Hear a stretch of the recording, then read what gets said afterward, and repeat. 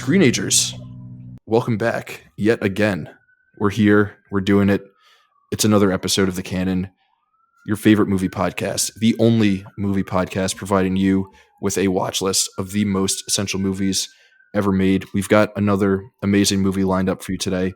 I don't know if anyone can hear it. I hope not, but there are police sirens going on in the background. They're coming for you, Raph. Which is, yeah, I don't know what I did. They're coming for me and Rambo. We're going to be talking First Blood today. Very excited for this one. Very excited for the gents who are joining me. Two ScreenAge Wasteland legends, two of the OGs of the Wasteland. We've got Kane and we've got Dhal. Gentlemen, how are we doing? Welcome back to the show for both of you. Howdy. What's up, man? Good to be here. Yep. Good. Doing good. Good to have you guys back. My Texas boys, my Texas lads. Yeah, like I said, we're going to be talking First Blood. Very excited to talk to these two dudes about this movie. Dhal, I feel like you have sort of established yourself on both the Canon and at the Wasteland, at large as the go-to Sly Stallone guy. I don't know if that's a fair or unfair assessment, but I feel like that's kind of the designation that you have. It's probably not quite fair. I mean, I might be the First Blood guy. I watch this movie about once a year, but I'm sure Kane can rival me on Sly Stallone stuff. Yeah, more so. I'm a big fan of First Blood. I watch it. Yeah, I probably watch it at least once a year. I like Jacked Sly Stallone a little bit more. He likes a little bit more, soft around the edges. Sly Stallone. I think that's kind of the delineation. Like I liked Jack, Rocky 3, Sly Stallone. I like my muscles. You're more of like a Cobra cliffhanger kind of Sly Stallone guy. Exactly. Dhal likes Sly as like tortured artist. He likes Sly man, Stallone, the writer of Rocky. Sly Stallone, the artistic genius who brought us First Blood, not necessarily the Sly Stallone who appears in the later Rambo movies, just like mowing down people with machine guns. Right, just veins popping and all that. I mean, can't get too far into that. Not to going down of people. I mean, that's also very important. This movie then becomes like the perfect marriage of those two versions of Sly, I would say. Yep. Yeah, for sure. So, guys, there's a lot to talk about with this movie. I think we should just jump right in. There's no point in dancing around it. There's a lot of stuff to talk about here. So I say we just sort of dive in. Dhal, I'm going to go to you first with this question. As the First Blood guy, as someone who watches this movie on a yearly basis, when did you first come across First Blood? And like, what does this movie just mean to you personally, on just like in general, like on a general level? Like, what's your overall relationship to this movie? Oh, it's one of those movies I can remember watching as, like far back as I can remember. So yeah, I mean, going all the way back to my childhood, and probably watched it way too young, but I imagine that would have been like a TV cut, so it probably wouldn't have been as violent as the regular theatrical release. But this movie for me is like, it's like Star Wars and Conan the Barbarian and movies like Excalibur. It's just something that's been around with me since forever. Blade Runner. It's just one of those. It's in like my own little private canon, and just near and dear to my heart. When did you start the yearly rewatches? I don't know. I that's probably been going on for, man, honestly, it's probably been going on for a couple of decades, but I'm sure I missed a year or two here or there. But it's not like anything I have a reminder set for myself. I just get a hankering for it, and I'm like, I gotta put that in, man. I gotta watch that, and it just never gets old. Absolutely never gets old. Yeah, I mean, so I don't watch it yearly the same way that you do, but it is a great movie to revisit. And we're gonna go to Kane real quick, but then I want to come back to you to sort of like get a sense of like what was different for you on this particular rewatch, and just sort of like what those rewatches have looked like the last couple of years, and whether there are different things that you're sort of picking up on. But Kane, for you, when did you first come to First Blood? What's your overall relationship to it? Where does this stand for you in like your overall love for Sly Stallone? What's your deal with this movie? So I probably am more like, your typical 80s kid, where I actually saw part 2 first. Saw Rambo 2 and absolutely loved that just because of how ridiculous and silly it is. And then going back and rewatching as a kid, watching First Blood, not really, I was like, okay, that's Rocky, or that's Rambo. He looks different. It's a little slower and whatnot. I never thought it was boring, but it wasn't. I was more of, hey, give me part 2, give me part 3. And then with First Blood, it was the older I got, the more times I would go back and rewatch it, the more it would, make an impact on me, or I was like, okay, I get it.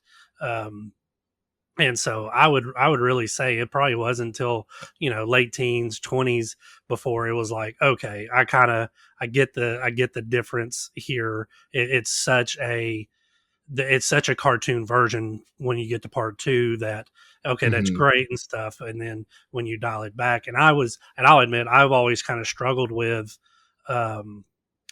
older movies, like pre 80s type of movies, just because of the slower nature and whatnot of them. But this one, the biggest impact it had on me was that it bridges the gap between kind of that 70s kind of character driven, almost drama, less action, more drama. And then with the action that we're about to get so it always had the car chases in like the 70s movies, but now we're adding in the helicopter, and we're adding in, the explosions and all that stuff. And so it made an impact on me to be able to go back and be like, okay, I can, it bridges that gap for me from the 70s to the 80s, where it hits more on that character drama, to go back and look at action movies a little bit more different than just the action. Give me the story, give me the character, give me the subtleties, the nuances that you kind of get with this movie. So that's where it impacted me, of like just opening my eyes, of being just full blown to give me all the action, give me all the, the slasher, the craziness and all that. But now this opened my eyes to kind of go back and appreciate some of the earlier films. That's such a good call. The bridge between like the movies of the 70s and then like the crazy action movies that we get right in the 80s. Like, this does feel like the perfect sort of in between movie between something like, I don't know, like Dog Day Afternoon or something, and then like Predator. Like, this is the movie that takes us from from the films of the late 70s and like the new Hollywood, all that stuff, into the like big, awesome action movies that we're getting all throughout the 80s. I was, I guess curious could be the right word, rewatching this and realizing that this came out in 82, because this does feel like such a late 70s kind of movie. But everything that you're saying, Kane, makes so much sense. Okay, Dhal, I want to go back to you and all of your rewatches. I'm sure we'll revisit this idea of this movie as like a bridge between sort of two eras in Hollywood. But Dhal, I want to go back to you and your yearly rewatches. And was there anything this go around, or in your latest go around, that sort of like stood out to you, or even like the last couple of years that you've rewatched it, where there are different things that are standing out to you as being like significant or interesting, or whatever it may be for this movie. Yeah, I mean, I'm honestly, to be clear, I'm like Kane. I mean, when I was a kid, I didn't see any distinction between Rambo in the first movie and Rambo in the second and third movie. It was just, a guy being badass, doing badass stuff. So I didn't really see a distinction. It wasn't in probably till I was in my like 30s or something that I started to think a little more deeply about the first movie, or like kind of started to see the distinctions. But to your question, you know, especially in the last few years, I would say the thing that comes through more clearly in First Blood for me now is like, I guess the thing that I zero in on more is less him against the other guys and more of like the internal war that's happening. This is a man that's at war with himself, and as a as a middle aged guy, that's something that a lot of us definitely have to come to grips with. And so I think a lot of guys, when they get to around my age, they start fighting their own internal battles. And I'm not waging war against the whole town, but like I can kind of more I can more like I can sympathize more with that side of him. So when you get to that final scene with him and Colonel Troutman in the police headquarters or whatever you call it, it hits harder, man. It hits a lot harder, and you're like, wow. Oh yeah. You can put yourself in his shoes. Even you can't because you're not a Green Beret and you didn't go to Vietnam and all that stuff. But yeah, I mean, I think just the idea of the internal struggle versus, because I mean, like those dudes are like butter to a hot knife to him. I mean, he just goes through them with no problem. Like his real struggles are within himself. Yeah. The internal struggle is, and again, I mean, like Sly Stallone probably does not get enough credit, especially with a movie like First Blood and also with the first Rocky movie, in terms of being like a really, really, really interesting actor and also writer who like understands characters on such a deep level and creating this really complex dude who is struggling with himself and is fighting this internal battle. And the movie is so much more about that than it is about just like cool dude with machine guns, as much as it features him being cool, muscly dude with machine guns. Kane, I don't know if you had anything else on that whole idea of like the internal struggle that the Rambo character is going through in this movie. No, yeah, it's it hit, yeah, it's I'll hit the net on hell. Sorry, got choked up a little bit. Yeah, just thinking about Rambo crying. Just thinking about Rambo crying. Yeah, but and I'm the same. The later I've gotten in life and I watched it, I probably have watched it. I mean, I just recently rewatched it for this, but it was probably a few years ago. And I remember a few years ago, that scene just really getting me emotional. Like I hadn't got emotional at that scene before. It's like it's hit. It's like, okay, I feel him, but it's that internal struggle of what I love about it too is like what Dahl said is like he could have went through at any moment. He could have just tore through any town that he went through. Like this is a violent man who didn't choose the violence. You know what I mean? Mm-hmm. Like there says something there about like men, nowadays or back then and stuff that kind of struggle with, the guys who are capable of doing violence but choose not to, as opposed to the ones who, just they can't at all. And it's like, are you a good man for holding back the violence as opposed to being violent and stuff like that? And I think because I mean he seems like a teddy bear at the beginning of the movie. He really does. Like when he goes and meets the wife of his friend that he thinks is still alive, and he finds out that he's dead, is like he just seems like a big old kind of teddy bear right there, a friend and all that. And you don't even really think he's this badass until he's pushed too far, and he had to be constantly pushed. So it's for a man like myself, I feel that as well. Of like, I have a short temper. And I've had it my whole life, and I've had to really work on that to where, it's like I can't snap. Now I wouldn't go off and be like, I'm not Rambo. It's not like I'm saying I'm gonna, not that I'm gonna hurt a fly, but that the older I've got and the trials and tribulations that you go through, stuff like that starts to hit with you quite a bit. And I think that's something that Dahl and we talk all the time about different stuff, and us kind of going back to these older movies. And there's just a character aspect there and a story aspect that just, modern films just aren't able to capture like they did in First Blood. It's interesting thinking about where he is at the end of the movie and where he starts off at the beginning. Sorry, Dahl, I don't know. Were you going to say something else on that? Yeah, I was just gonna ask Kane. I think I briefly mentioned this in my Canon write up on the site, but would you agree that he seems almost childlike at the beginning? I mean, really at the beginning and at the end. It's like he's almost like an innocent kid at the beginning when he's talking to that his the friend's, I guess, mom, Delmar's mom, and then at the end when he's crying on Troutman's shoulder, man. I mean, he's like, to me, he's like a kid. No, yeah, exactly. Because you got to think. To me, I don't know if it ever explains it. I'm not really familiar with the book or anything like that, and I don't remember in any of the movies. But to me, if I was going to create a backstory in my mind, he was probably 18 years old when he got drafted, or somewhere around that, and went off there. Because I want to say he was.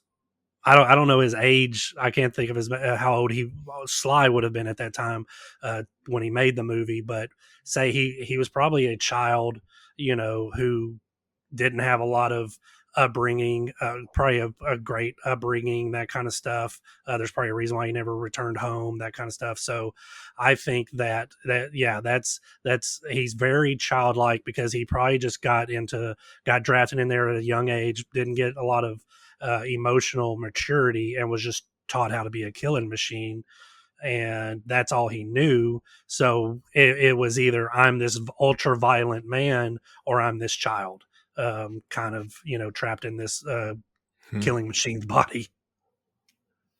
It's interesting. We last week on the show we covered Christopher Nolan's Dunkirk, and we briefly spoke about how in that movie it's a movie about people actively in war, just trying to survive. But we did touch on the fact that like these are just kids that are being tasked with like this like really absolutely bonkersly insane thing to do in going to war with other people. And there obviously have been other movies that have dealt with like the effects that will have on people and has on people as they come home. But this movie in particular, I think, tackles it in like a really interesting way. And even for all of like the great action that is within this movie, the core of the story is about a person who is broken by going to war and then coming home, and like people just like not understanding how much that breaks you. That is the entire essence of this movie. And I think that this movie captures that in such a perfectly legible, understandable, accessible way, that it is funny that like the franchise became what it eventually became, because like that's not at all what this original movie is about. Right. Yeah, exactly. And it's, you compare it a lot to like, his Rocky performance too, where it's a little bit more uneducated, that kind of stuff. And, where he can't read well and all that. And there's a childlike innocence there in a sense with him. But I think, for people that don't know or don't understand when it comes to being in the military, going to basic training and all that. I want to say there was a conversation we were having a while back, and now I can't think of it, at the Wasteland offices. And we were kind of talking about how it, when you go there, you're broken down to just be a killer. Like your moral compass and your human being your human side is just, it's not there, especially when it comes to like Marines and stuff like that, is because you've got to go and kill. You got to go and kill. You're not sitting there worried about, they point the finger and you go kill. And that's exactly what Troutman basically says when he shows up about Rambo, is like, is like he had to be broken down, so you're not being taught certain things, you're not going forward in certain type of mental, and certain, it is all about physical and just being a killer and that kind of stuff. So yeah, the being the childlike thing is a great point. And then that character ends up being sort of like a fatherly figure for the Rambo character. Dahl, I'm going to kick it back over to you. I'm just curious what you think about like the whole, what we were saying, the essence of what this movie is about. Despite us like in pop culture knowing Rambo as the really cool dude with the red headband and double machine guns, firing stuff off, but like this movie is all about how he is just a broken man in a society that does not understand like how it is that he was broken or what it is that he might be dealing with. So I'm curious to hear all of your thoughts about that aspect of the movie, which to me is, again, the core of what this movie is about. Well, I mean, it's a really interesting dynamic, because he goes to war, he fights an enemy, and he comes home, and he's still in an adversarial position. Like, he should be at home, he should be at ease, but he's guarded. He's an outcast. People don't understand him. They don't want to understand him. They view him as, I guess, like a tool that, had its use, and just, let's put that away and not think about it. And, I don't know how much, it's in the popular culture to say that, soldiers were spit on and stuff when they came back home. I don't know how true that is. I've heard over the years that some of that might have been a little bit embellished, but let's just take it on face value. I mean, he's, as far as the movie's concerned, he's at war. He's seen the worst of war. He comes home and well, crap, it still sucks. I'm still basically at war with people. And it probably would make more sense for him to just stay in war. So yeah, I don't know how much more I can really say about what you guys have already laid down. I mean, I think you basically nailed it.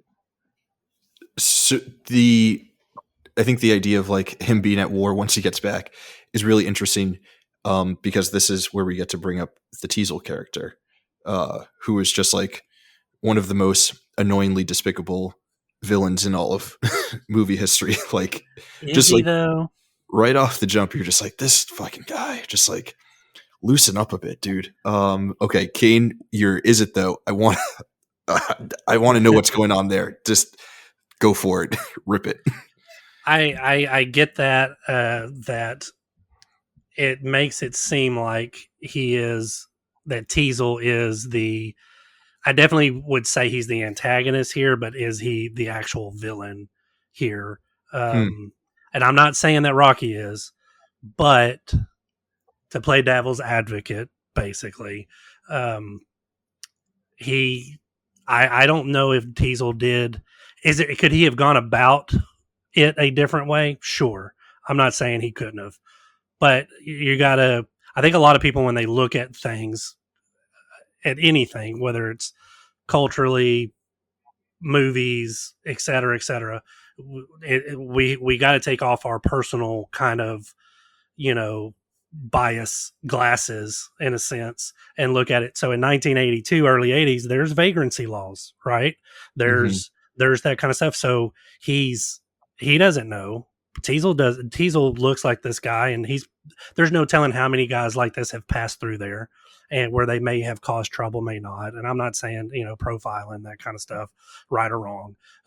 But as a cop, he had his first job is not to be a friend to this guy. It is to protect Hope, Washington, and his town, right?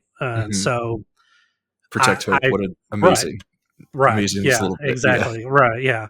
But that is his first and foremost job. And so get him in the car, being pretty polite, at first and escorting him out of town. There really wasn't anything wrong with that. Yeah, people can sit here and be overly sensitive about that. But now put yourself in Teasel's shoes. What's the thing? What would you do? The only thing I would have done was I'd have got him something to eat and then drove him to the end of the line because that's really all he wanted. Mm-hmm. But if you look at it from like, okay, yeah, like I said, there's vagrancy laws and stuff. So he could have cited him right then and there. He could have given him a ticket or whatever the laws were. He could have done that right there. He gave him an opportunity to leave. And when he chose not to, then there's this power struggle from both of them. Because it goes back to almost like they're both have kind of this male ego. One with you see the more of the childlike stuff too, even there with the defiance of Rambo. And he's kind of having enough with all the crap that he's been going through, kind of like what Dahl was just talking about. And does Teasel escalate it a little bit more? Okay, sure. Is he carrying a weapon? I don't know what their rules were, but apparently, or their laws, but apparently he is cited for that when he takes him in. So there's at least a couple of things against him. Is the resisting arrest thing? Now that's probably blown out of proportion. So Teasel, to me, is doing his job in that moment. Now it gets worse. Now I'm not saying that after that, like once you get him in there, things get Mm-hmm. worse. But I don't think that's all on Teasel. That's a different character that kind of escalates things. But I don't, and I think once it gets escalated, I don't want to jump too far ahead and into the movie, but I think once it escalates, I think that's where Teasel is wrong because he will not admit that he overreacted and now he's wrong. There's a part in the when he gets pretty much in, I think it's in the tent when Troutman has showed up, and it's kind of gotten to this point of we've got the National Guard, we've got the troopers, we got all these people there. You can almost see it in Denny because Denny is such a great actor. You can see it in his face that it's almost like I have royally screwed up, but he's never going to admit that. So that kind of aside, is he a despicable villain? I wouldn't agree with that. Is he does something wrong? Sure. Was he in the wrong? Sure. But Rambo didn't have to go to the extent that he did either when you look at it from the other end. So I'll kind Yeah. of stop No, I get what you're saying. I think in terms of, and obviously like this is like how the movie is structured. Rambo is our main character. He's our protagonist. He's the one who we are obviously meant to sympathize with. Like, this could be another movie if we're telling it from Teasel's perspective. But I do think with all of that in mind, the way that the Teasel character is presented to us, he is supposed to be someone who we understand to be a really, really annoying kind of like pestering force within the orbit of Rambo. And it ends up really just being like the ultimate form of like fuck around and find out. And all Teasel's doing the entire movie is fucking around. And he is forced time and time again to find out because the person who he's fucking with is someone who he should not be fucking with. And I think as much as like you're saying that we should like, or like could be maybe more understanding of where the Teasel character is at the beginning of the movie, the reason why the Teasel character ends up being such an annoying force within this movie is because he is totally failing to understand where Rambo is coming from. And like, that's like the larger message of like how it is that veterans get mistreated in this country time and time again, especially in the aftermath or like during this war in particular. Dahl, do you have any thoughts on where it is that we should put Teasel on the sliding scale? Yeah, I wouldn't go so far as Kane, but when you asked me earlier, what things I've seen as I've watched it, over the last couple of years, I don't want to step on Kane's toes because I know he wanted to talk about this, but yeah, I think I've started to see things a little more from Teasel's perspective with the last maybe 3 or 4 watches, and it's impossible for me to like him and for me to really feel sympathy for him. But I do see what Kane is saying. I think he thinks he's doing a duty, but somewhere along the line, and Kane's probably nailed it. Like, I think he's right about the tent scene. Teasel just falls prey to the sunk cost fallacy. He's just like, oh shit, like I really fucked up, but oh, I got a big ego, so I'm gonna double down. I got too much in this now, so Yeah. my pride is on the line. Right. My pride's Yeah. on the line. My ego's on the line. The whole town's watching. I'm gonna get this son of a bitch. But I think I want to say I never read the book either. But I think when I was researching the movie for the article on the site, I think I read that in the book Teasel's supposed to be a little. I think it's shown from his perspective. I think they give a little more background on him, and he was supposed to have been in the Korean War, and I think that he's kind of comparing the vets coming back from Vietnam to his own experience at war, and like probably a little more from a prior area, maybe a little bit more of a conservative guy. You also get pretty explicitly in the movie that he's not with the hippies. So Rambo comes off looking a little bit like a hippie. Maybe he thinks he's carrying dope and he's going to bring a bunch of troubles to his town. So from that perspective, I totally see where Kane's coming from, but man, he ratchets it up to full asshole pretty quickly, and he just gets himself in over his head. Whatever his intentions were, he gets himself in over his head, and he should have let it go way before it got to that point. So yeah, I'm not quite as far as Kane on seeing Teasel's side of it, but I see it a little bit more than, a whole lot more than I would have, 10, 15, 20 years ago.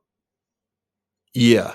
And maybe he's, it's not all the way, his assholery isn't all the way there in the beginning of the movie, but it obviously progresses as we go along. And I'm curious, because I think both you guys maybe mentioned this, or something along the lines of like ego, power struggle, and all of those things.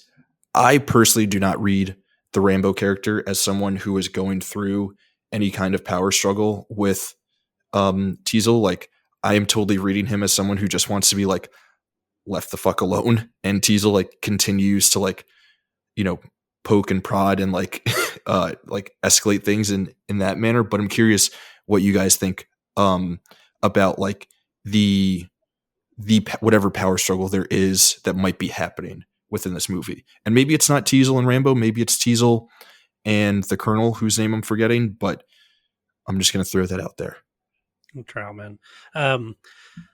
I'll say, and again, I'm playing devil's advocate there. I see Teasel. And we're pinning all of this on you. Right? Yeah. These are cemented as your thoughts, and everyone is going to pin them on you fully. Call me Team Teasel. Yeah. No, it's one of those things where, like I said, it's something that it didn't hit me when I was younger. I think that it goes to that dynamic of, as you grow, you see certain points in life, you see things in black and white. Then you can start seeing grays, and then sometimes you go back to black and white. And to me, it's something that just kind of hit with me probably within the last few years, with a couple of rewatches, and just being like, I guess I kind of see the sides on Teasel, where if Rambo just keeps walking, then the movie's over, right? If Teasel just stops and gives him a burger and escorts him out, and Rambo just keeps walking, then there's no movie. But not to keep arguing that point, he's a bad guy. Like, yes, I get it. I think Galt is the gentleman who is uh, Teasel's friend, basically, and the guy who really begins the torture part of it down in the actual cell where it's beating him, doing the hose and all that. That's what sets. It's not Teasel that sets that off. Teasel kind of, he instigated it by putting him in there, but to me, I think that Teasel doesn't know he's a veteran at that moment when he's doing that. I don't think he's just being discriminatory. I think because of the jacket, yes, but he doesn't know for sure that he's a veteran right that moment, right? There's no ID, there's nothing on him. He's a vagrant. And so now once they start getting into it a little bit more, Galt's the one who really ratchets up the fuck around find out part of it of he's gonna dry shave him, he's gonna spray him down with a hose, that kind of stuff, and you start seeing the flashbacks for Rambo. That's what triggered it. And then from that moment, Teasel's playing catch up because he has no idea what went down there until David Caruso's character ends up saying that Galt pushed him too far, that type of thing. And then, but again, it's at that point he's just chasing a bad guy. So I can see where Teasel is just reacting here at a certain point. And of course, Galt's not going to say what he did was wrong or anything like that.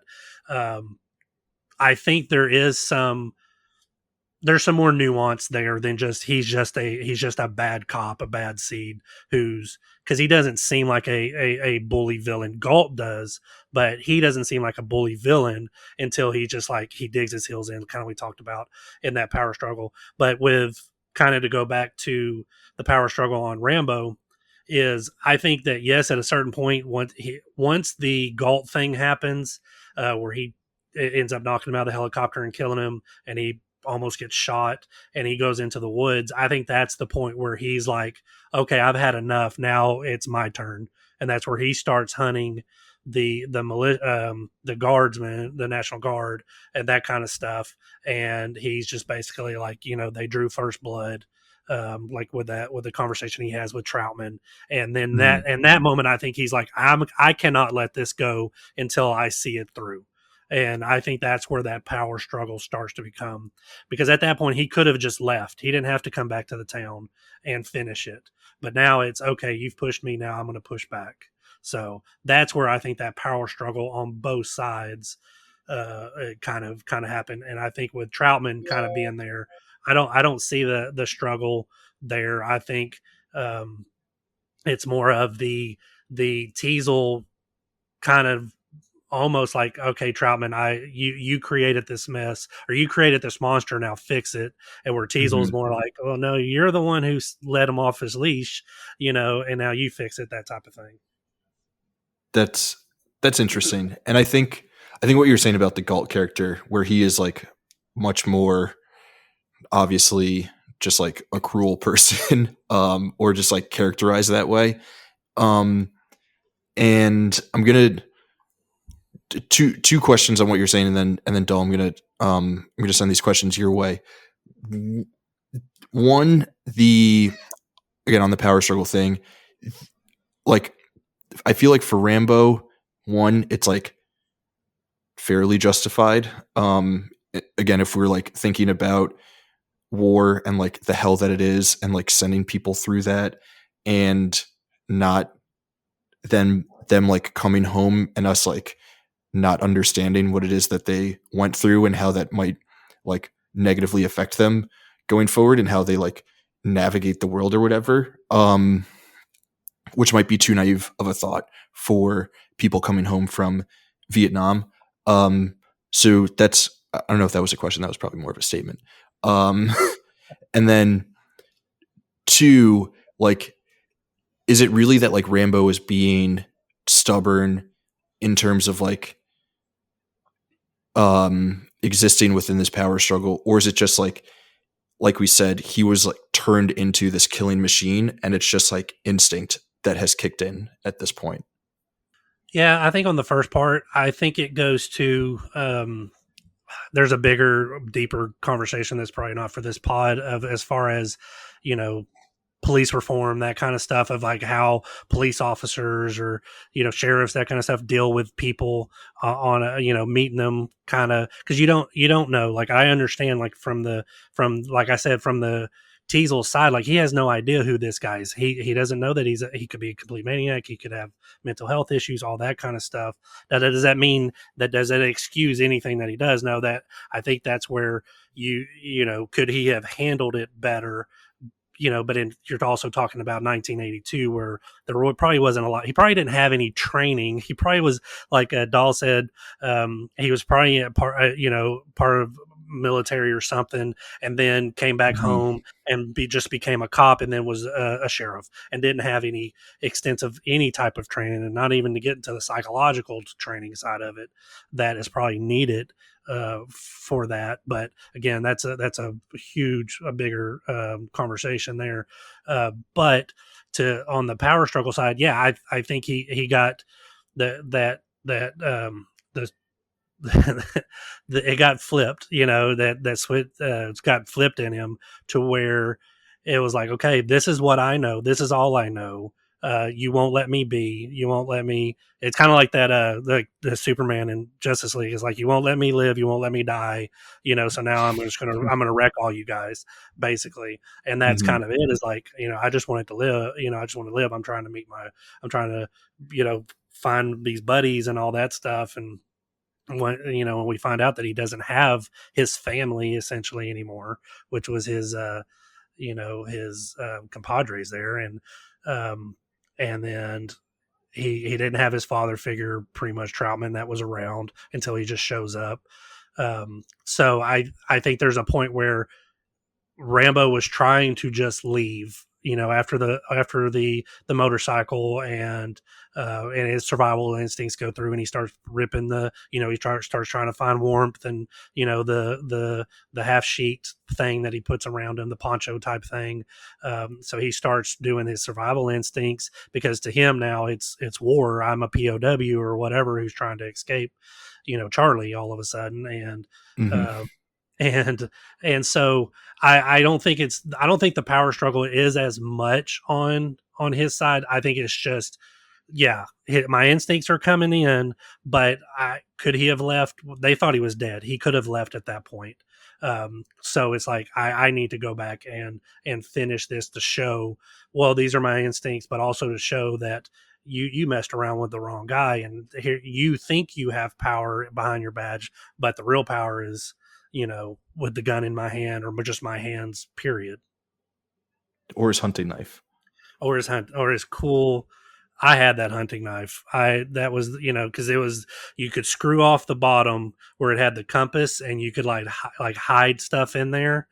Usually it was like for, matches or different stuff like that for when you're hunting or whatnot. And I remember being a kid, and I was like hiding like, candy cigarettes and stuff like that, and just being really cool. Yeah, just doing hood rat shit with my friends. Exactly. Rubbers that you're never going to use. I was only 8. Dog, calm down. Like you said, that you're never going to use. Dahl, what are your thoughts? Well, as y'all were talking, I was thinking more about what Kane said about the Teasel character, and it kind of occurred to me that this is one of those movies, and maybe a lot of movies are like this, but this is one of those movies where I think a pretty gifted filmmaker could probably change one small aspect of this, and then change the perspective from Rambo to the Teasel character, and you got a whole different movie. Let's say Rambo has a gun instead of a knife, and he comes wandering into town, and say Teasel doesn't scoop him up. Say he gets into a bar fight and then he kills somebody. Well, then Teasel's justified in doing whatever he would have done at the beginning of the movie. You know what I mean? Like, you change one little aspect of this, and the perspective shift, and Teasel's proactiveness is totally warranted. You'd be rooting for the Teasel character. Right. Yeah. Yeah. And just kind of one last thing on the Galt character. Like, to me, if Galt is a decent guy, or Galt's not in that day, I think the other officers there, they shave him, they finally get him fingerprinted. They get him nice, nice looking for the judge, and he's probably, out on, he sees the judge and he's probably on his way in a few days, type of thing. Citation, all that kind of stuff. So that's why I'm like, is Teasel wrong in a lot of areas? Yeah, but Galt to me is is what really ignited the fire of this. He was the catalyst, I guess is the best way to say, for the whole thing, because like I said, if he just does normal stuff and he's a prick. I mean, he hits him. That's where, to me, the abuse, the brutality kind of comes from, is more from Galt. And if he doesn't do that, then Rambo doesn't have the flashbacks. He doesn't snap. And like I said, in a few days, he's probably out on bail, or maybe not even on bail. He's just let go, or they find Troutman and send him off, whatever type of thing. And there's no movie, of course, but I think to me, I put more of the onus on Galt being the true despicable villain of the whole thing. Yeah, no, that's totally fair. But I do think, obviously this isn't Teasel's movie, so I don't think the read is supposed to be like that he was like justified in everything. Like, that's a totally different movie, right? That's like a Western about like a shitty guy who shows up to town and like starts like causing ruckus. So then the sheriff has to like save the day.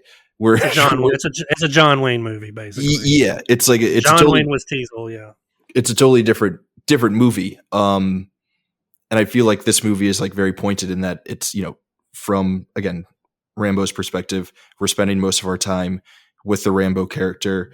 We get way more insight into who he is, and therefore like makes him more sympathetic. We see his flashbacks of like the PTSD of being a prisoner of war and things like that, and like understanding his psyche and like how it is that he gets to this point, and why it is that when he gets pushed the way that he does, that he then becomes this like superhero action star. On the superhero action star kind of bit, I think we spoke about this maybe a little bit on the front end, but want to kind of come back to it. But Rambo's kind of like the prototype for the 80s action hero that both of you guys grew up loving. I'm a little bit younger, so I wasn't like necessarily as all in on these kinds of movies. But Dhal, like, what do you think about this sort of like laying the groundwork for the kinds of movies that like Stallone would star in? I think Conan the Barbarian came out in the same year, so like obviously then you get like everything with Schwarzenegger. But just curious, like, what do you think about this character sort of being the prototype for an entire decade plus of similar kinds of movies and characters? Yeah, no, I agree. I think there would be no Commando, no Predator, without First Blood. And yeah, you're right. Conan comes out the same year, but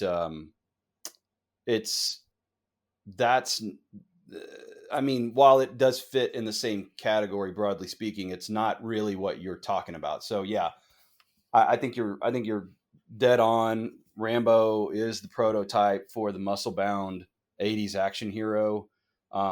Somehow or another, that makes sense in my head that he got there first, even though Conan came out the same year. I don't know. Maybe Kane can get what I'm saying there, but yeah, I mean, it was kind of like the perfect storm of these two guys, and I feel like their careers, there was some fun antagonism going on there, and it just built up. You get Dolph Lundgren thrown into the mix. You've got Mr. T, who's this muscle bound dude. It's just like, yeah, it's like this perfect storm of this muscle bound action hero. Just all these influences coming in, the He-Man figure, character, whatever. But for whatever reason, this very serious, very somber, more of a drama, character drama, becomes the jumping off point for the 80s action hero. And I almost wish we could review some of the film in this podcast, because if you watch that opening scene and you play that opening song, like, and you tell somebody, hey, this was ground zero for the 80s action star, and you just play them that first like 3 minutes of film, they're gonna be like, what the hell are you talking about? Yeah. No one's died yet. Yeah, this song's depressing. This guy looks depressed, or he doesn't look depressed yet, but you know what I mean. Yeah. He looks a little depressed. Yeah. You're like, this is just Deer Hunter. We're just doing Deer Hunter again. Right. Yeah, right. Yeah. It is interesting that this ends up being the prototype, but also like, right, like it is really interesting to think about movies and like movie eras sort of existing within like presidential eras. But this was the first year of the Reagan presidency. So like this movie comes out first year of that presidency, and like the Reagan presidency is like kind of defined by these amazing action movies and like all these action stars. So it's kind of funny that like the two things were like birthed like at the same time. I don't really have much more on that. You're saying Ronald Reagan is responsible? Ronald Reagan saw this and he was like, from the Oval Office, he was like, we can only have action movies of sweaty dudes with big biceps shooting machine guns for as long as I'm in this office. Since he was an actor, that's the type of actor he wanted to be, was running around in loincloths, shooting people, like, and that kind of stuff. I got you. I'm with you, Raph. I'm picturing him in the Oval Office, recreating scenes from Rambo 2. Right on. Yeah. Apparently he watched Rambo 2 and he was like, this is rad. He's just wiping mud all over himself and like getting up against the wall, and one of the Secret Service people walk by and he just like jumps out and attacks him. Yeah. All of this happens, by the way. You won't find this on Wikipedia or in any Ronnie Reagan biography, but all of this is true. Absolutely, totally facts. Him and his Secret Service members, they would dress up like the characters from Predator, and Nancy, she would dress up as the Predator and chase them around the White House. I love it. And she just ran around, just say no. Just say no. Exactly. Wonder what Reagan would sound like saying, "Get to the chopper." Yeah. Kane, what do you think about this movie kicking off, or like maybe not kicking off because he had the Rocky franchise, but Sly Stallone's career was like maybe not taking off in the way that we know it to be now, and like Rocky was like still there, but he didn't have much else going on for him outside of that. So like, what do you think that this movie did to like reinvigorate Stallone's career? I struggle with. I would have much preferred more of this and Rocky 1 than. I think he started to chase the money after this. I think that Sylvester Stallone is such a more interesting. He's a really good actor. He really is. I think he gets lumped in with like the Arnold Schwarzenegger and the John Claude Van Dammes and the Steven Seagals and all that. But he is the best actor of the bunch of that, and I think he is truly a good actor. He just fell into the franchise mode and let me get jacked, and I'm just going to make a ton of money, which you can't fault him for that.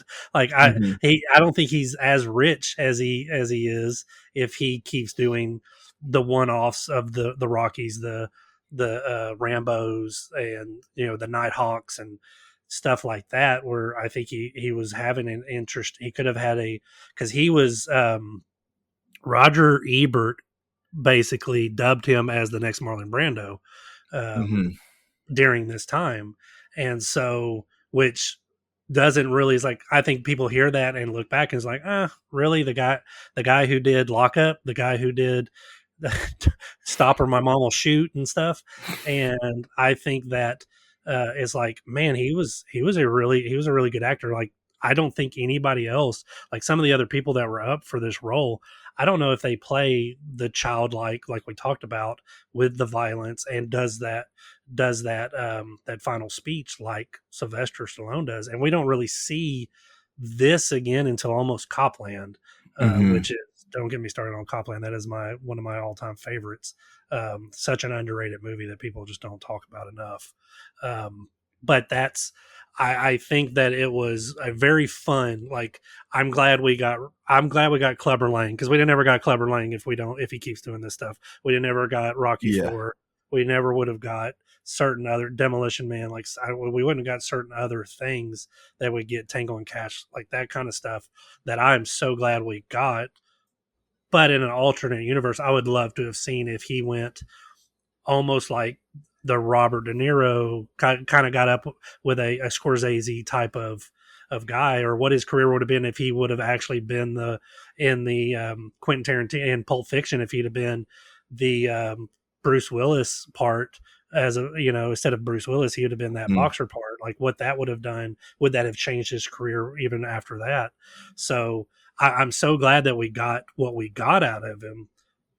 But also the cinephile, I guess, in me was like, I could have done without Over the Top. As much as I love Over the Top, I could have done without that. Like, I could have done. I would have loved to have had more First Blood, and even Victory. That was something that was different. The soccer movie. If you can ever picture him playing soccer, but yeah, he played soccer in a movie. Like I would love those type of things. So I think it's such an interesting of sliding doors type of thing, where his career could have been so much different if Rocky and First Blood were as good as they were, but weren't the hits where they spawned these franchises. So that's kind of my take on that. Yeah, no, that's a really interesting take and really interesting way to look at it. I think kind of going back to what you were saying before, where this is kind of the bridge between the movies of like the late 70s or whatever, and then all of the big action movies that we get throughout the 80s and like a little bit into the 90s. But he's also kind of the bridge between the two kinds of like movie stars or actors. I think you touch on it a little bit. Like he was like he's a really good actor and has shown us like, several different times that he can, bring like amazing emotional depth to characters, but he was never quite like Pacino, De Niro, someone like Dustin Hoffman, who like was also working around this time. But he was also a tier better than Schwarzenegger, Dolph Lundgren, Jean-Claude Van Damme. Obviously he's like light years ahead of Steven Seagal. So Dal, I don't know if you had any other thoughts about like where not only First Blood sits in terms of like that bridge, but where Sly Stallone sits in the bridge between those between those like like really serious actors of the 70s and then sort of like the goofy guys of the 80s that we get. Yeah, no, I think Stallone is several tiers above Schwarzenegger and Dolph Lundgren and Steven Seagal. We just didn't see him. We didn't see him take those roles, like Kane said. But you see it in this movie. You see it in Rocky, and you definitely see it in Copland. And Stallone, I think probably the tragedy for me isn't really that we didn't get to see him become like a De Niro type actor. It's that everybody thinks he's just kind of a thick guy, but like this dude's smart, man. I mean, this guy is very smart. And when you talk about just a force, man. I mean, this dude was gonna be somebody, and he was super determined. For anybody that never heard him tell the story of how he basically got Rocky made, just go straight to YouTube and look that up after you listen. Or to this go podcast. to our Rocky episode of this podcast. Yeah, did I talk about it there? Yeah. Yeah. It's great. Don't send people away from ScreenAge Wasteland content. Wait till the podcast is over. But yeah, he's a smart guy, man. I mean, he's a smart guy. He brings nuance to both of these characters, the Rocky character and the Rambo character, and then the Copland, man. It's just like on a whole other level. But all things being equal, man, I think I'll take this timeline over the one where he becomes the Robert De Niro actor, because man, we got some gems. The only caveat I would add is that I as much as I enjoyed the action-packed Rambo movies as a kid, what I really wanted to see from his last Rambo movie is a return to the serious. And there's so much he could have done with that, man. I mean, there's just so much, fertile ground. How many wars have happened since Vietnam? There's just all Hmm. kinds of different things you could do with that. I always say they could have just, for the final Rambo movie, they could have made something that was more along the lines of Rocky Balboa, just a return to a serious movie, similar in tone to the original. Give that character kind of a, send him off into the sunset in a grand sort of way that respects the origins. So that's my only caveat to the timeline we're in. Is I wish we would have gotten that, and I just can't bring myself to like that movie on those grounds alone. Hmm. I've not seen any of the other Rambo movies. This is the only one that I've been able to catch. I'm kind of interested in Rambo 2. I've heard the other ones just sort of like devolve into like, you know, crazy rocket launcher kind of action movies, which are great, but I like just thinking of like the Rambo character within the context of this movie. I think I just recently rewatched Rambo, like 2008, something like that, probably a few weeks ago, and I enjoy that one. Like to me, watching part two as an adult is like I don't know how adults took that, if they took it seriously or not at the time. Like I could sit here and just break the silliness of it, the absurdity of it apart. But it's still fun and I love it, but it's just crazy. Three was never really a favorite, but Rambo to me felt like almost kind of like what Dahl's talking about, where there was more of a serious side. You see more of the tortured person that Rambo is, kind of like in the first one, but now you see of the years of him not leaving America because he's outside of America, and all that, and just this almost like this nihilistic view of life and everything going on. And it then it goes to, it gets to absurd, and it's the goriest one of all of them. But I think it's one of the better ones that balances a little bit of what First Blood did. It's not, I'm not going to sit here and say it's that on that level at all, but you get more of that, of what Dahl was talking about. Then you get the really, action, gory, 44 caliber, just slicing people up, that kind of stuff, and explosions and legs flying with some really bad CGI. Nice. At the time it was okay, but it's 2000 CGI, so the bane of my existence is just anything CGI, being a horror guy. So, but yeah, you if you ever get around to watching them too, you probably could skip three if you want, and then I think Rambo is a good one to. You could even skip to Rambo if you really wanted to, and just get the full, like, that's him, 20 years later, 25 years later. So yeah, it's not, and then the last one I agree is just not great. Um, it's just basically Rambo doing Taken is all it is. I'm totally outnumbered on Rambo. Everybody I talk to that's in my age range that liked Rambo, any of the Rambo movies, agrees with Kane. So I need to do a rewatch of that. I remember very distinctly disliking how gory it was. I really disliked the CGI globlets of blood. Right. I just thought that was over the top nonsense. I mean, really, when you rewatch the first movie, it's really not that violent. I mean, one guy dies basically. So I just thought that was kind of over the top, but I do need to rewatch it for sure. Yeah, and not to cut you off. Kind of what I would compare First Blood to is kind of First Blood is to action movies that what Halloween is to slashers. Hmm.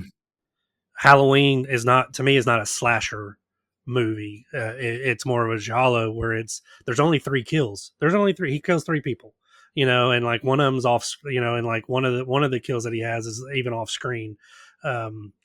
And so, but you don't get Friday the 13th without Halloween, and then you don't get the Prowler, My Bloody Valentine, et cetera, with all this slasher boom that you get without Halloween. Same thing with First Blood and the action movies that we've talked about, like that, came after. You don't get those without this, which is, again, not a lot of action for 1982. Is quite a bit of action compared to the 70s action movies, and but you don't get the craziness. You don't get Weird Al in UHF, with that parody, which I don't know if you know UHF or not, Ralph, since you're a youngin'. But that's the image. When people have an image of action Rambo 80s, it's Weird Al sitting there with his plastic, his rubber muscles just firing, for like 30 straight minutes of bullets into bad guys. So that to me is kind of for people who are into horror, kind of understand that's kind of, the comparison I would make as far as what First Blood meant to action movies. That's a good shout. This is, in many ways, again, it's kind of the prototype for what we understood the genre to mean. And like, when we say genre of action movies, we don't just mean like action movies at large. We are talking about the very specific kind of like 80s style action movies. Again, that bleeds a little bit into the 90s, but there is like a particular kind of flavor of action that it is that we're talking about. A few kind of rapid fire questions before we get to recommendations. The first one, I think we spoke about this a little bit, but what do you guys think of all of the like what if kind of casting for this movie? Some names that were thrown around to play John Rambo: Jeff Bridges, Al Pacino, De Niro. Apparently Dustin Hoffman was thrown in the mix. I think Nick Nolte. Obviously it's hard to imagine this movie as being anyone other than Sly Stallone, because he can bring that muscular sort of like bravado, but also all of the deep emotion necessary for the character. But curious what you guys think about those what ifs. Also, apparently Gene Hackman was in the running for Teasel. I think I read that in your review, Dahl, which would have been great because Gene Hackman, like, I think I heard this on a podcast, but someone said no one played a son of a bitch better than Gene Hackman. And I think he would have made the Teasel character like slightly more of a, oh, you son of a bitch kind of guy, where like he bugs the shit out of you, but like you can't help but respect the shit out of him. And I think that would have made the movie a little bit better. But what do you guys think of the other potential castings for John Rambo? You go ahead, Kane. I don't have a whole lot to say about that. Yeah, other than, rip Gene Hackman. He's one of my favorites. I probably would have sided with Teasel more if it was Gene Hackman, honestly. We already laid out that he's your favorite movie character of all time. Yeah, pretty much. Yeah, I have a big old like those old wrestling buddies. I got a Sheriff Teasel wrestling buddy that I sleep with at night. You have a Justice for Teasel poster in your office. Right, yeah. Exactly. Just Brian Dennehy just is the man. Now I think that could some of those actors, I don't buy Pacino in this role. I think De Niro's the only one I could really buy. I definitely not Dustin Hoffman. I think he's such an anti. You go to like something like Straw Dogs, where he's more of the anti-violence type of guy. I think that De Niro's probably the only one of those names that I could really see in that role, having kind of the both of being able to deliver that final speech, and also be a threat, feel like a threat of killing people like, and just taking people out like he was. The biggest thing for me, I mean, of course, I mean, Gene Hackman in anything would have been great, but I think one of the interesting things to me would have been Kirk Douglas as Troutman, which was the original plan, but he Mhm. left. He left. Well, I don't know if a lot of people know this or not, and you probably, I don't know if it's in your write up or not, Dahl, but he left basically because of creative differences. Basically, because in the book, Rambo dies at the end, and that's what Kirk Douglas wanted, and that would have been such an, again, we don't get a franchise out of it, of course, unless he comes back as like a Jason or something type character Ghost in Rambo. part two. Yeah, ghost. Yes, zombie Rambo. Just he's struck by lightning and comes back. Yeah, and that's maybe what the last one should have been. But no, he. I think that's an interesting movie and stuff, and I'm such a horror. I love sad, awful endings. Like I don't like it when the good guy wins all the time. So I just to throw that out there, Oh yeah. yeah. So to me, that's another sliding door of like, how great would that movie have been if Rambo is killed at the end? I don't know how it gets there, or how that happens. It's such a different movie. If Troutman's the one that has to do it, I kind of will talk about one of my recommendations. If nobody takes it, is I'll kind of talk about it there. But no, that's the only thing that to me, I think it's so tough to see anybody else in that Rambo role. Besides Sly, I can't think of any of the other action guys that would have done it. It had to be an actor. Again, if it's one of those top level actors, I think it's a different movie that doesn't spawn what we get after that. Maybe we get more of the character driven type stuff. I don't know, which is not a bad thing, but I don't know if Sly becomes, he has Rocky, but does he really become the action star? Because Rocky's not really a straight up action movie. Does he become the action star that he is if he's not in that? So again, that's one of those sliding door things. So I can't really picture anybody else in that role. I might have this wrong, but I think that Troutman puts him down in the book. I think Is that's that the what way I it goes? read. Yeah. Okay. So that's definitely interesting if it's Kirk Douglas playing that Trout, because I can't see. I like Richard Crenna. I think that's how you say his last name. I love him in this role just because he wasn't a star.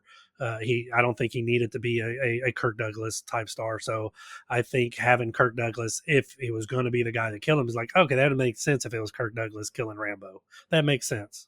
Yeah. Well, so that was my next question in our closing rapid fires is, what do you like? How would you guys have read this movie if it did end in the way that the book ends? I think if this movie came out like five years earlier, they would have gone with that ending. That's a very 70s New Hollywood kind of ending. But what do you guys think? How do you think it would have been different if they did go that route? I think it would have failed miserably at the box office. The zeitgeist at the time was over that sort of movie. I don't think it would have done well. Yeah. Yeah. I agree. I think you bringing up like the Reagan administration, and that was there was a shift in Hollywood and TV shows and stuff where you weren't going to get a Taxi Driver in that, or certain other A Dog Day Afternoon, or certain ones like that on average. At that point going forward. So I think it would have probably failed. Again, I would love to see that movie. I think that's right up my alley. Of what I like to watch at times is for stuff like that to happen. But it's also, is it one of those where Troutman's more of he's the good guy. He's the good guy, and Rambo's a little bit more of a bad guy in this situation. And Teasel's kind of removed, kind of like, it's almost like what we talked about earlier. Like, it doesn't even have to be like Troutman as a good guy. It could just be Rambo as tragic hero. Or I got to put down my my dog, my rabid dog type of thing. Rabid dog, yeah, absolutely. Yeah. Again, if this movie came out in 1976, Oh yeah, That would have 100% have been the ending, and it would have been Rambo's so dead. interesting. Yeah. for sure. Okay, cool. My other rapid fire questions aren't as interesting as that last what if, so we can leave them on the table and we can go over to recommendations. Unless either of you guys have anything else that you want to mention about First Blood before we get to those. Just support my Teasel GoFundMe account. The hashtag Go Teasel. Justice for Teasel. Yeah, you can find Kane on Instagram at Teasel was right. Teasel was right. Right. right alongside my release the Snyder cut. Like, it's just Patreon, all that stuff. If you want to support that, there you go. Oh, God. Snyder There's Bro. a running joke in How I Met Your Mother that the Karate Kid is really about. I haven't seen the Karate Kid, so forgive me, and I know both you guys are going to hate me for saying that. How it's really about my guy from the Cobra Kai gym, and how Ralph Macchio was the bad guy in that movie. And Yeah, I feel right. like That's what Cobra Kai is from. Yeah. yeah, Yeah. That's the inspiration. Yep. that's the character that we're building out for Kane on this show. That's going to be your whenever you come back on for other movies, you're going to have to keep this bit up for every movie that we do going forward. I can definitely do that. As Dog can attest, sometimes I like to look at things a little differently when it comes to stuff. I love playing devil's advocate. I love upsetting the people at the Saw offices quite a bit with my different takes on things. I'll just throw stuff out and then just to. A lot of times I do believe them, and sometimes it's just I'm going to troll you right now, and let's have some fun. You're just with this launching, figurative grenades all throughout the Saw offices. Oh, definitely. Yeah, whenever people see you at the water cooler, we all avoid you. I can get in there with you sometimes, though. I think you and I are both James Bond naysayers. Oh, I could list off right now, and if you ever want to run off some listeners, Ralph, just let me know, and I will go on some of my hot takes. I know that was one of the disclaimers you gave me earlier. If you ever want to do that, and you're just like, I'm done, I'm ready to run everybody off, just let me know. Just let me know. I don't necessarily want to do that because we still have a few other movies that we're going to have to cover, but I also don't think that the James Bond franchise is that good. So let's do some recommendations for First Blood. So we're going to recommend 3 things each to check out if you like First Blood. Of those recommendations, at least one has to be another movie. The other 2, however, can be any and everything else. It could be more movies. It could be a book or a TV show or an album or a video game or a board game or really whatever. We like to get super weird and creative. The connections to First Blood can be as loose or as on the nose as we like. So with all that being said, we'll go around the room. We'll each give a recommendation. We'll let the listeners know why it is that we're recommending that thing, and then kick it over to the next person. I think for the order, we'll go Kane and then Dhal and then Raph. So Kane, whenever you're ready, what is your first recommendation? Okay, so my first one, I'm actually going with a book, and you said it was loose as far as the connection here. So the closest thing I got was basically because it's a survival type of book, and I'm going to go with Cormac McCarthy's The Road, which is also a kind of a cheat because it's the movie, which the movies is pretty good too. I don't know if you know about it or whatnot, but it is basically a father and son navigate a post-apocalyptic kind of wasteland, surviving against hostile forces. So kind of like Rambo. The father is this lone protector using his instinct and kind of his resourcefulness, but is also haunted by like the loss that he's had in the previous world and stuff. So it's a really dark. The book is great. It's a really dark, very. I mean, you can just feel the gray tones through the book, and the movie is actually really good too. It's stars Viggo Mortensen and is directed by John Hillcoat. So if you're looking for downers and you're just in one of those moods like I am sometimes, where I want to, You want to see Rambo die. I want to see Rambo die, and and so this is the type of movie for you. So book and movie, but yeah, definitely recommend the book, The Road. Nice, I like it. Off to a good start. Dhal, what do you got? Yeah, that's funny that his was The Road, because I'm sitting here and I have all these books over here to my left, and I was looking at Cormac McCarthy's stuff, and I was like, yeah, The Road could be an alternate if I need it. That's really strange. 'Cause, I mean, I'm staring right at the book right now. Yeah, my first one is a movie. It's Riders of Justice. I think it's a Danish movie. Came out in 2020. I did a review. I think I did a review for this on ScreenAge. But yeah, it stars Mads Mikkelsen, and he is a like an Afghan war vet, like a special ops type of dude.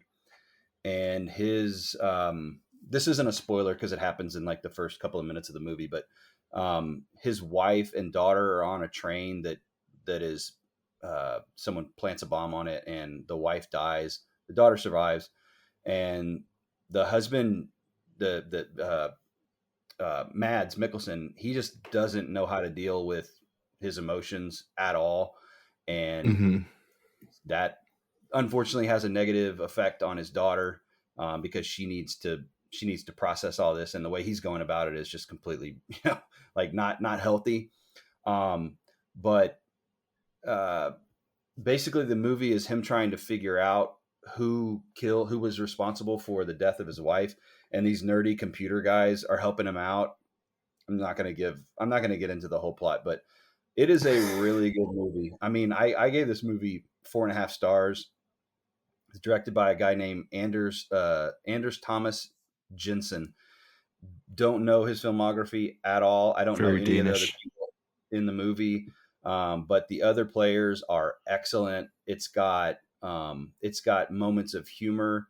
It's got moments of darkness. And the thing that I think the movie does really well is instead of what I think a lot of modern movies would do with something like this, the message would just be like, look how toxic men are. It takes each one of these characters.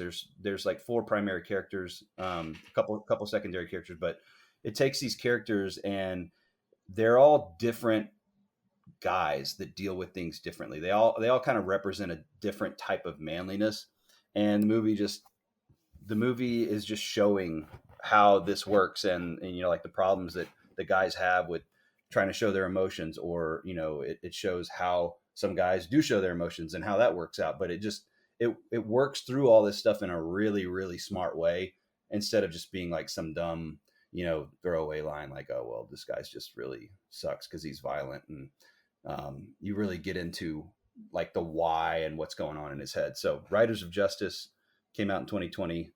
Excellent movie. Nice. I like that. That sounds like a very interesting watch. For my first recommendation, I'm going to go something super obvious. Another movie about a former service member dueling with some local authorities, and they don't realize, the force that it is that they're dealing with. And former service member shows up, local authorities.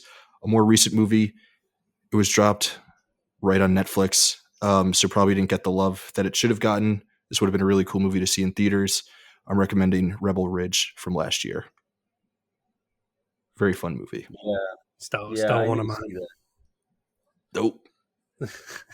Oh, sorry. I should have saved so it. Good. No, you're good. You're good. I should have guessed it's so good that one of you guys would have recommended it. It's like pulling, like while I was rewatching Rambo, I was like, oh, Rebel Ridge is like pulling a lot from this movie, or from First Blood rather.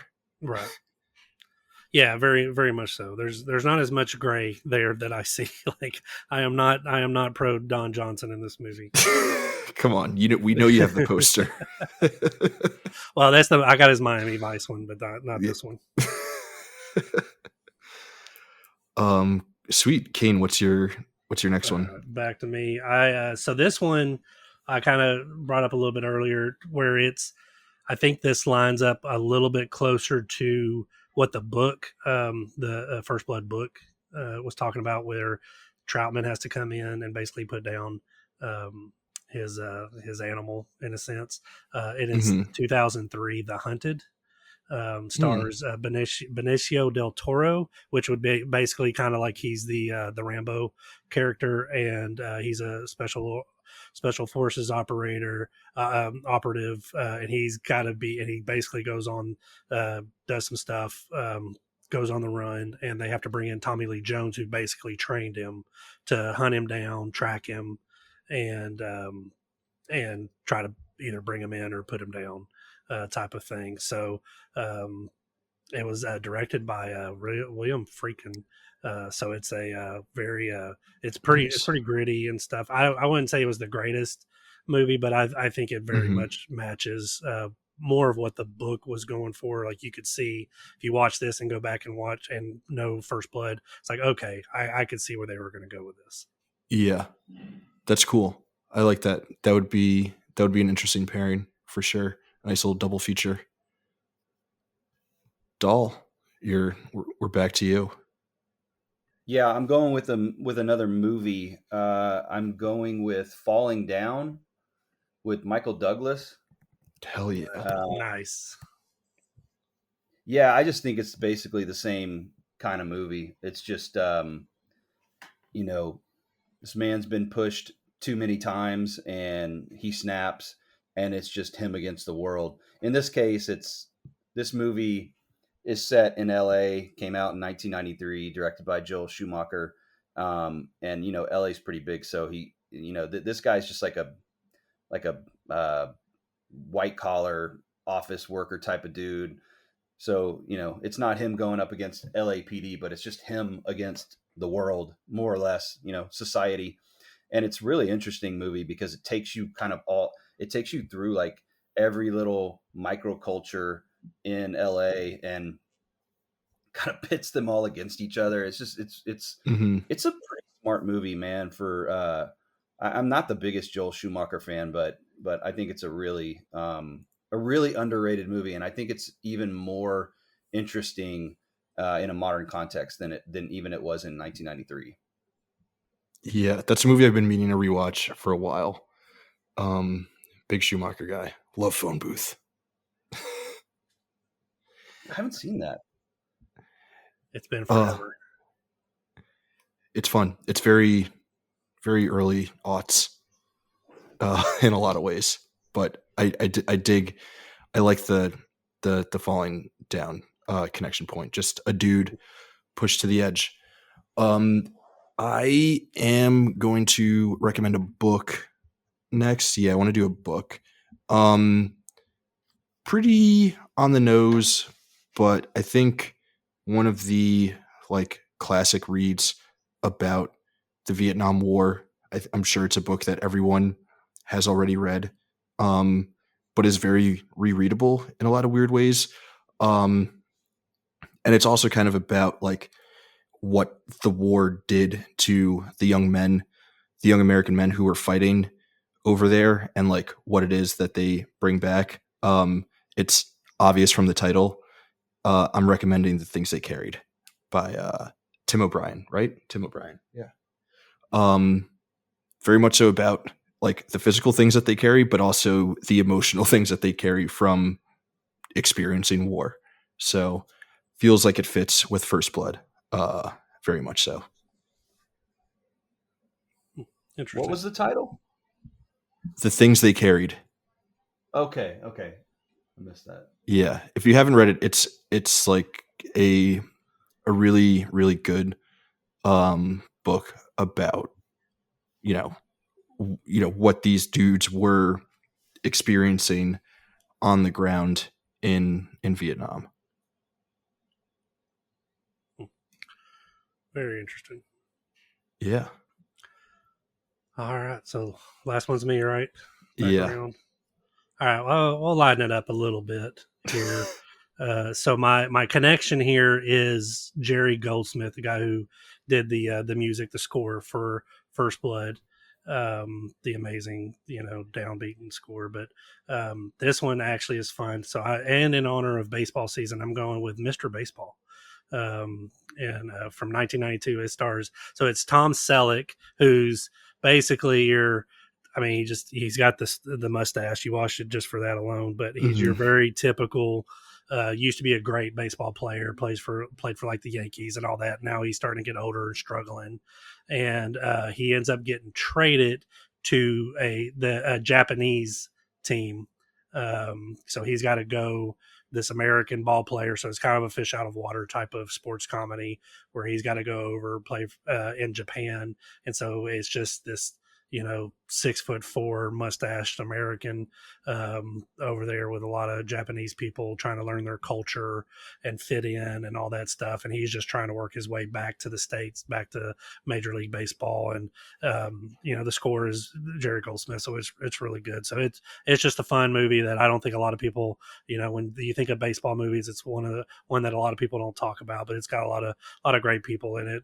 Dennis Haysbert is in there before he becomes the All-State voice man and that stuff. So it's a funny movie. It's one of those that it's like, yeah, I could put myself in his shoes really quick on not understanding to taking off my shoes and the different type of customs that they do, and being a little bit taller person that's got to try to fit in a much shorter world over there. So it's a fun movie if you're looking for something that fits that baseball sports comedy kind of shtick there. Yeah, I was watching Major League before we started recording. I was thinking I could totally go on a baseball movie kick. I love baseball. I love baseball movies. I love movies about Japanese culture. I've been a tall person in Japan before. I don't know if I was rocking a mustache at the time, but yeah, just remember like being on the train and like looking over a sea of people and being like, wow, I am literally a head taller than everyone here. There's of course there's a scene that as soon as he gets there where he's walking off whether it's the airport, I can't remember exactly, but I think it's just a mass sea of Japanese people and they're like at his chest because he's so tall, and it's hilarious. And the biggest thing that I probably would have gone to war over again with Japan would have been that they end baseball in a tie. And it's a very shocking scene when I first saw it when I was a kid. Because of course the Tom Selleck character is just as taken aback and upset about it as I am. The baseball cannot end in a tie. So like, there's no crying in baseball. There's no tie in baseball. Nice, even rhymes. Yeah, I wrote that down earlier.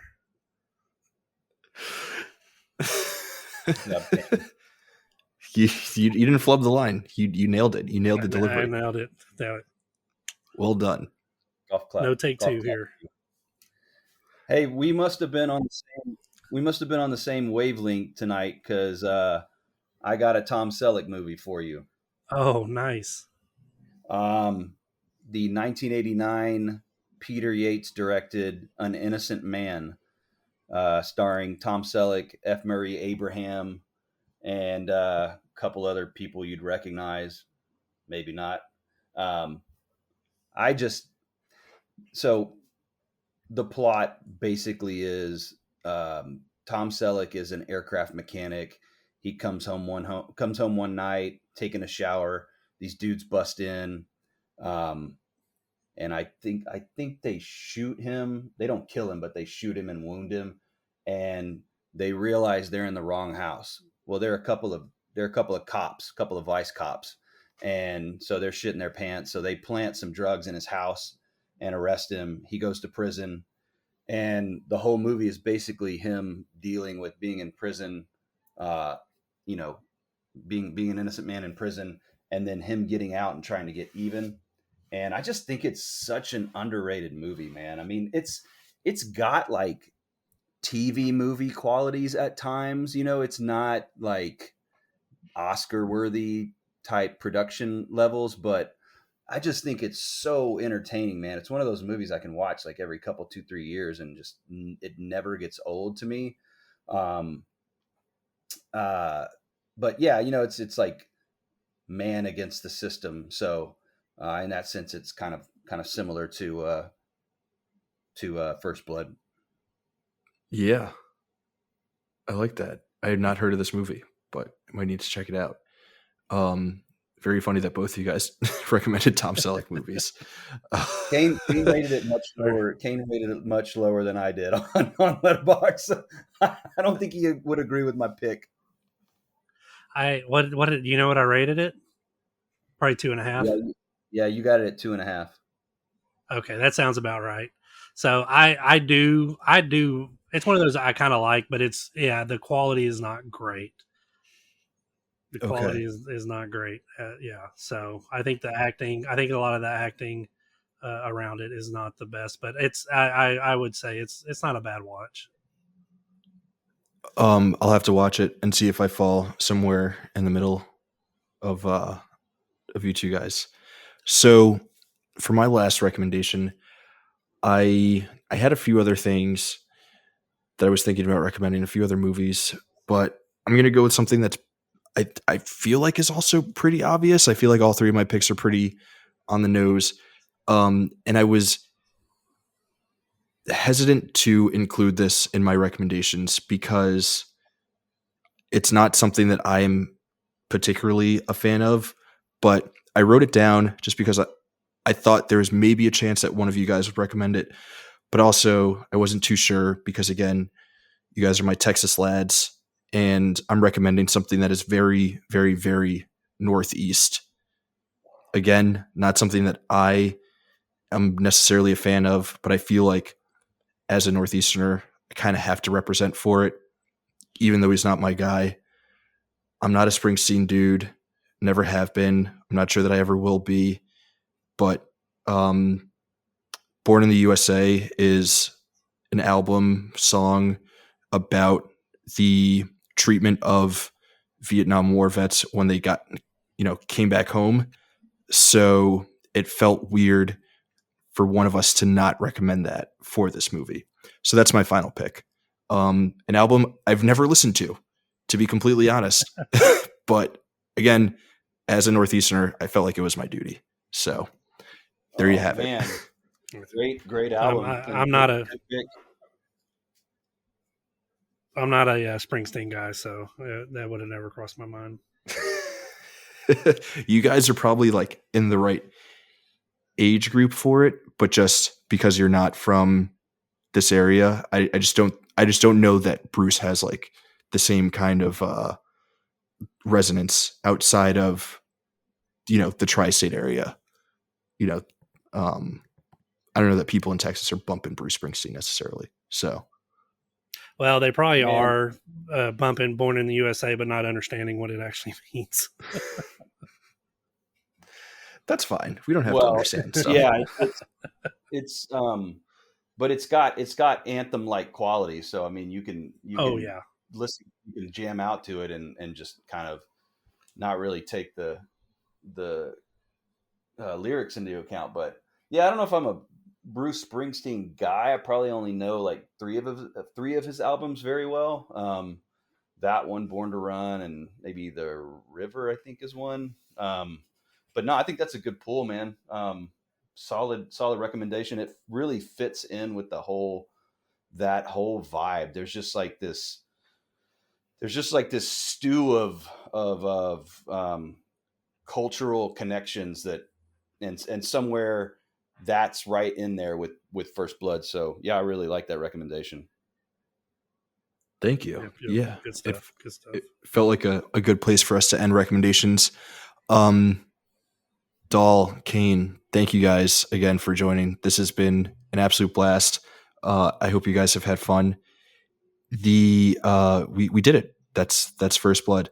Before we get out of here and say our final goodbyes, I mentioned on the front end, you guys are, two of the OGs at the Wasteland. So I assume you have all kinds of good stuff cooking up that you would like to share with our lovely listeners before we get out of here. What do you have coming up? what can they expect from both of your ends on the website? On my end, actually, so should be coming up. I don't know when this is going to. This will probably drop after the list, but I'll have a list of the top 100 greatest movie and TV vehicles list that should be dropping on April 21st. Here, Dahl actually wrote some on that as well. Should be a fun. I think it's a little bit different. I like this list because it's going to talk about some movies that we probably we haven't talked about and might not ever talk about on there. So be checking that out. And I think to kind of tie back into something that we're doing in June, we're going to have kind of like an action type of month. We've done some theme months in the past. We're going to do kind of like an action. So one of is where you have a top 100 action movies list and action heroes and some other good stuff for you guys. So be checking the website out soon. Teasel will for sure be in the top 10 on that list. Top 10 action heroes, number one with a bullet. We inducted Teasel into the canon by himself. Yeah, exactly. He's the only standalone character to be in the canon. The rest is movies, and Teasel's the only just character who we decided to put in the canon. Amazing. Both of them sound very dope. Dhal, what do you have going on? Yeah, I'm just always working on stuff for our YouTube, ScreenAge Wasteland's YouTube channel. I typically try to make those videos. Usually I write them as a script, so I'll post the script as an article on ScreenAgeWasteland.com. Right now I'm working on some retrospectives. And the only one I really feel comfortable mentioning at this point is a retrospective on Stephen J. Canon. Does that even ring a bell to you guys? Nope. No, not at all. But I can't wait to check it out. You probably remember his logo from I think Kane would anyway, from back in the day. He wrote and created A-Team, the Rockford Files, Hardcastle McCormick, Renegade. Okay. A lot of classic 80s action television shows, and there's a lot of really interesting stuff about this dude. I just find his career pretty interesting. So I'm trying to put together something. There's not a ton of information out there about him, but I'm working on that. I'll have that out, and I just, posting reviews and thoughts as they come to me. So yeah, you find them on the website and our YouTube channel. Amazing stuff. Yeah, definitely check out the YouTube page. You might be listening to this episode on that very YouTube page. Check out some of Dhal's editorials there.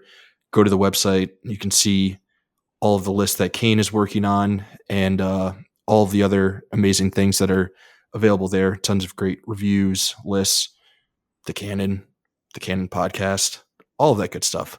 We will be back next week. We're going to be talking the adventures of Robin Hood. Very excited for that one. Brian Loomis is joining for that conversation. Should be another amazing one. We hope to see you there. And as always, Screenagers, in the meantime, we will see all of you in the wasteland.